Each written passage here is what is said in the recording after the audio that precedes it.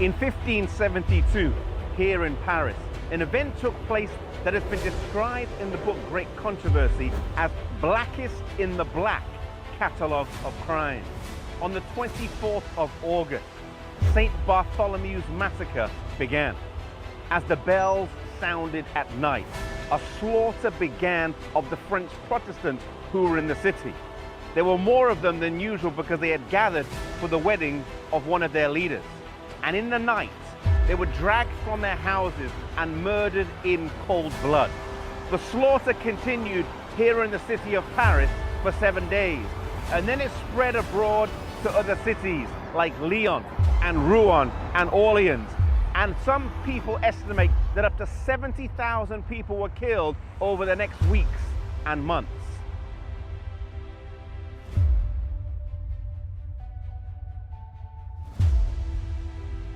Two days before St. Bartholomew's, the king's mother, Catherine, ordered the assassination of Admiral Gaspard de Coligny, a Huguenot leader. The assassination attempt failed, and they feared that the Huguenots would launch a counterattack.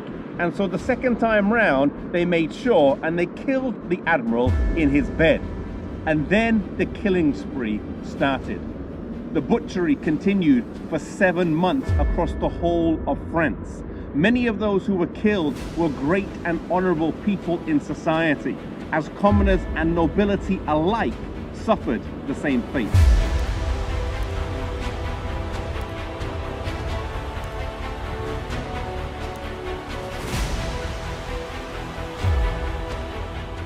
Two or three governors refused to obey the king's orders, and one of these, called Montmorin, wrote a letter that deserves to be repeated.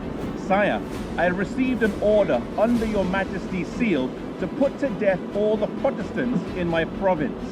I have too much respect for your majesty not to believe the letter is a forgery, but if, which God forbid, the order should be genuine, I have too much respect for your majesty to obey it.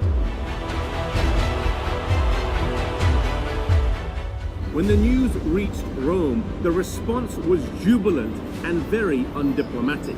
The joy amongst the clergy knew no bounds. The Cardinal of Lorraine rewarded the messenger with 1,000 crowns. The cannon of St. Angelo thundered a joyous salute, and the bells on every steeple rang throughout the city. Gregory XIII, accompanied by cardinals and other ecclesiastical dignitaries, led a procession to the Church of St. Louis, where the Cardinal of Lorraine led a chant of Te Deum. A medal was struck to commemorate the massacre, and in the Vatican today can be seen the 3 frescoes of Vasari describing the attack on the admiral, the king in council plotting the massacre, and the massacre itself.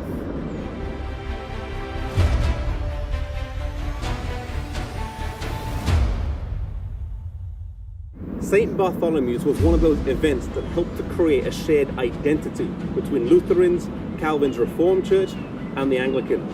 Catholicism was the other, and the violence directed towards Protestants created a shared sense of injustice and solidarity that spread through our international Protestantism.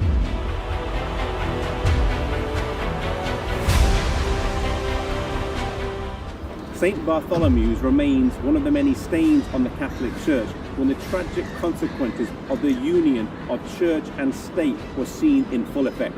In the Bible, Jesus said that we should render to Caesar, or the state, that which is Caesar, and to God that which is God's, meaning that church and state should remain separate.